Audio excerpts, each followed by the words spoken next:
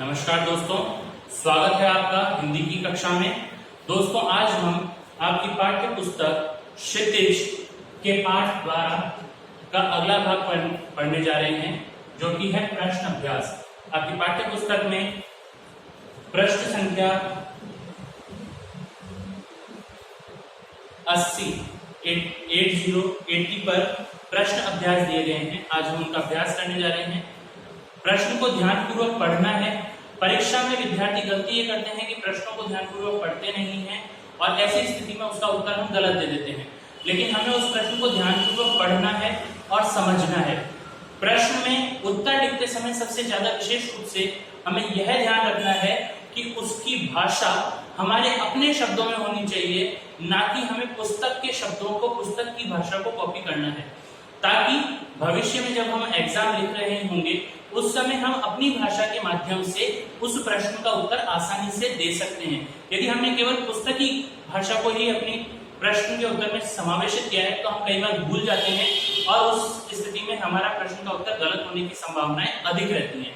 तो आइए शुरू करते हैं। प्रश्न अभ्यास पाठ 12 लखनवी अंदाज।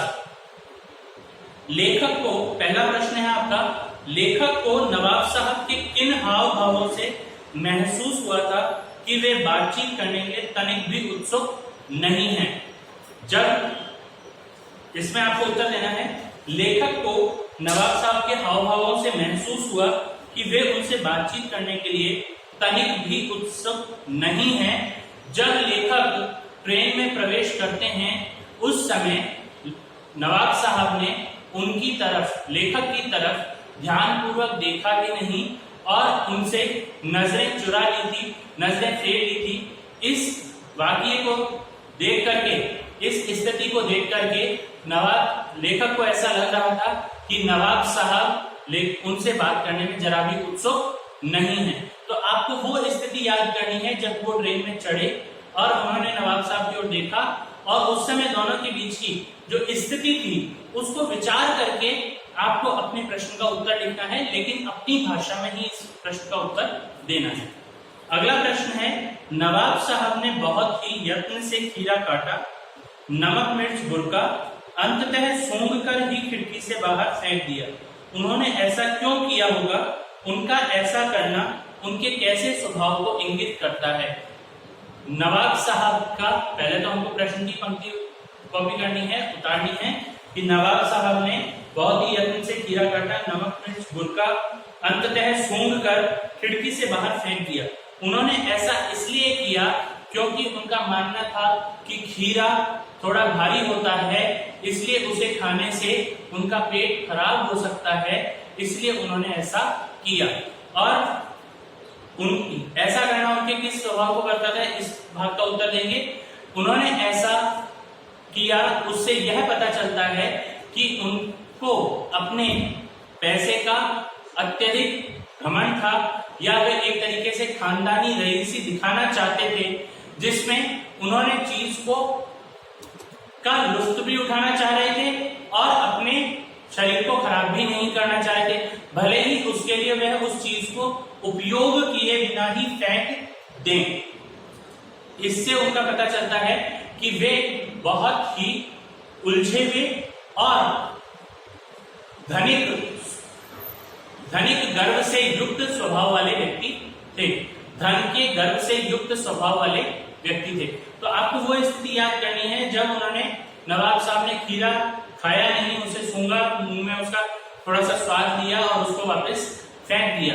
तो ऐसा उन्होंने क्यों किया था? लेखक की विचारधारा थी कि उन्हें कुछ और ही धन का अधिक गर्व है, जबकि जो नवाब साहब हैं उनका मानना था कि इस खीरे का वो स्वाद भी नहीं छोड़ना चाहते हैं और इस खीरे को खाएंगे तो उनका पेट भी खराब हो सकता है, इसलिए उन्होंने ऐसा किया। तीसरा प्रश्न है, बिना विचार घटना और पात्रों के भी कहानी लिखी जा सकती है। यशपाल के इस विचार से आप कहां तक सहमत हैं? इस प्रश्न का उत्तर आपको अपनी भाषा में लिखना है। यदि मेरी बात की जाए कि इस विचार से मैं बिल्कुल सहमत नहीं हूं, क्योंकि बिना विचार, बिना घटना के या बिना किसी पात्र के किसी भी प्रकार की रचना कार्य करना संभव नहीं है। किसी भी रचना, चाहे वो गद्य भाग की हो या पद्य भाग की हो, कविता लिखना हो या कोई निबंध लिखना हो या कुछ भी लिखना है, लेखन कार्य करना है, तो उसके लिए सबसे ज्यादा आवश्यक है विचारों का होना। यदि हम विचार शून्य हो जाएंगे तो हम लेखन कार्य नहीं कर सकते। और विचारों के साथ में उससे उपस्थित कुछ पात्र भी होने चाहिए, चाहे वो पात्र सजीव हो सकते हैं, वो पात्र निर्जीव हो सकते हैं, कोई प्राकृतिक तत्व हो सकता है, लेकिन पात्रों का होना अत्यंत आवश्यक है। इसलिए मैं लेखक यशपाल के इस विचार से सहमत नहीं हूं। ये मेरा विचार है, आपका इसमें क्या विचार है वो आपको अपने आधार पे लिखना है। अगला है प्रश्न, आप इस निबंध को और क्या नाम देना चाहेंगे? यानी कि आपको लगता है कि लखनवी अंदाज जो है पाठ का नाम सही नहीं है, तो हम इसे क्या नाम देना चाहेंगे वो आपको इसमें बताना है। तो आप इसमें मेरे हिसाब से दूसरा नाम हो सकता है खानदानी रईसी। खानदानी रईसी भी नाम दिया जा सकता है। दूसरा नाम इसमें दिया जा सकता है ट्रेन के दूसरे दर्जे का सफर। ट्रेन के दूसरे दर्जे का सफर यानी कि ट्रेन के सेकंड क्लास का सफर, वो भी नाम इसका दिया जा सकता है। तो ये आपको अपने आधार पर इसका उत्तर लिखना है।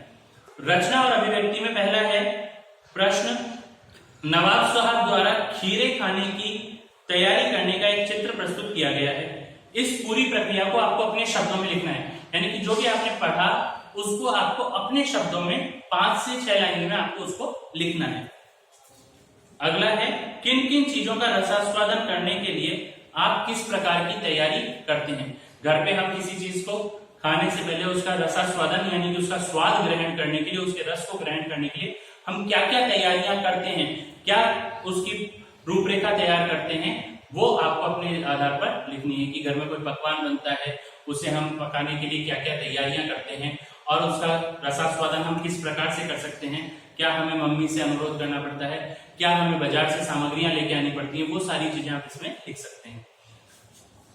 अगला प्रश्न है, खीरे के संबंध में नवाब साहब के व्यवहार को उनकी सनक कहा जा सकता है। आपने नवाबों की और भी सनकों और शौक के बारे में पढ़ा सुना होगा, किसी एक के बारे में लिखिए। इस प्रश्न में आपको नवाब साहब के जो उनकी खानदानी रईसी होती है उसके बारे में आपने यदि कहीं जानकारी प्राप्त होती है तो आप उसके बारे में लिख सकते हैं।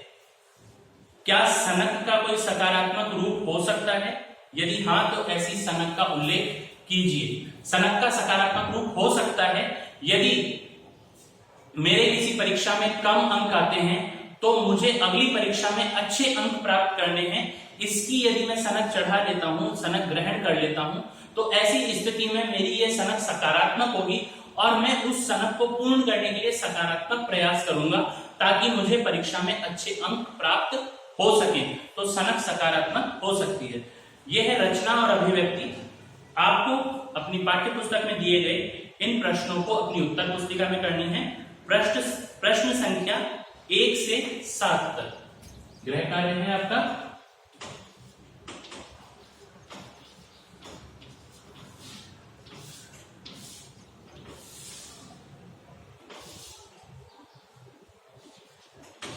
प्रश्न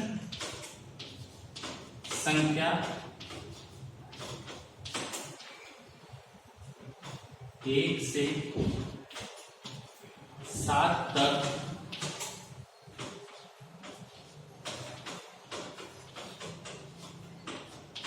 उत्तर पुस्तिका में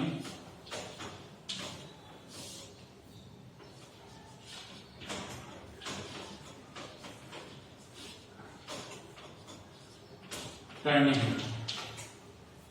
तो प्रश्न संख्या 1 से लेकर 7 तक जो प्रश्न दिए गए हैं, जिसमें प्रश्न अभ्यास और रचना और अभिव्यक्ति के प्रश्न हैं, इन्हें आपको अपनी उत्तर पुस्तिका में करना है।